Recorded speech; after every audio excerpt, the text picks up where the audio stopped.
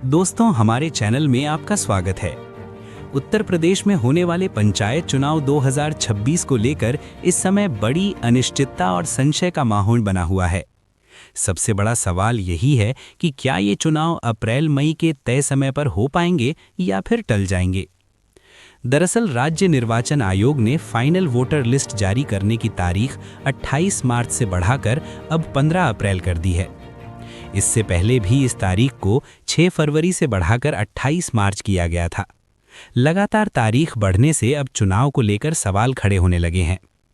पंचायत चुनाव में ग्राम प्रधान, पंचायत सदस्य, क्षेत्र पंचायत सदस्य और जिला पंचायत सदस्य के पदों के लिए आरक्षण तय किया जाना है, लेकिन ये आरक्षण पिछड़ा वर्ग आयोग की रिपोर्ट के आधार पर तय होता है। सबसे बड़ी बात यह है कि अभी तक पिछड़ा वर्ग आयोग का गठन ही पूरा नहीं हो पाया है। जब तक आयोग अपनी रिपोर्ट नहीं देगा, तब तक आरक्षण की प्रक्रिया भी पूरी नहीं हो सकेगी। इसी वजह से अब राजनीतिक गलियारों और गांव देहात में चर्चा तेज हो गई है कि कहीं ऐसा तो नहीं कि पंचायत चुनाव आगे टल जाएं। कुछ लोग तो ये भी कयास लगा रहे हैं कि क्या ये चुनाव अगले साल होने वाले यूपी विधानसभा चुनाव के साथ ही कराए जाएंगे। चुनाव आयोग ने पहले मतदाता सूची के कंप्यूटरीकरण, मतदाता संख्या जारी करने और मतदान स्थलों की मैपिंग का काम 27 मार्च तक पूरा करने का लक्ष्य रखा था, लेकिन अब इस तारीख को भी बढ़ाकर 13 अप्रैल कर दिया गया है। अगर ये काम समय पर पूरा हो जाता है तो 15 अप्रैल को अंतिम मतदाता सूची प्रकाशित की जाएगी। फिलहाल प्रदेश में विशेष गहन पुनरीक्षण यानी SIR के तहत मतदाता सूची को अपडेट करने का काम चल रहा है, लेकिन इस प्रक्रिया में भी मुश्किलें सामने आ रही हैं, क्योंकि इस समय बोर्ड परीक्षाएं और स्कूल कॉलेज की नियमित परीक्षाएं चल रही हैं, जिसके कारण बूथ लेवल ऑफिसर यानी BLO के रूप में तैनात शिक्षक भी बेहद व्यस्त हैं। इधर एक और बड़ा तथ्य ये है कि उत्तर प्रदेश की ग्राम पंचायतों का कार्यकाल 26 मई को खत्म हो रहा है। अगर 15 अप्रैल तक फाइनल वोटर लिस्ट जारी भी हो जाती है तो सवाल ये उठता है कि क्या आयोग सिर्फ 1 महीने के अंदर चुनाव की सारी प्रक्रियाएं पूरी कर पाएगा, क्योंकि इसके बाद OBC आयोग की रिपोर्ट आएगी, उस पर आपत्तियां मांगी जाएंगी और फिर उनका निस्तारण होगा। ये पूरी प्रक्रिया अपने आप में काफ़ी लंबा समय ले सकती है, और अगर इस बीच मामला अदालत तक पहुंच गया तो चुनाव में और भी ज़्यादा देरी होने की संभावना बढ़ जाएगी। मौसम भी एक बड़ी चुनौती बन सकता है। मई के बाद जून में भीषण गर्मी शुरू हो जाती है और उसके बाद बरसात का मौसम आ जाता है।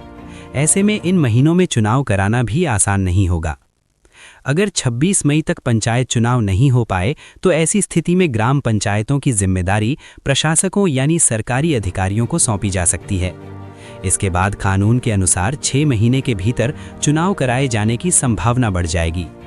यही कारण है कि अब कई राजनीतिक विश्लेषक ये मानने लगे हैं कि उत्तर प्रदेश के त्रिस्तरीय पंचायत चुनाव अगले साल तक टाले जा सकते हैं, क्योंकि साल 2027 में मार्च महीने में यूपी विधानसभा चुनाव भी होने हैं।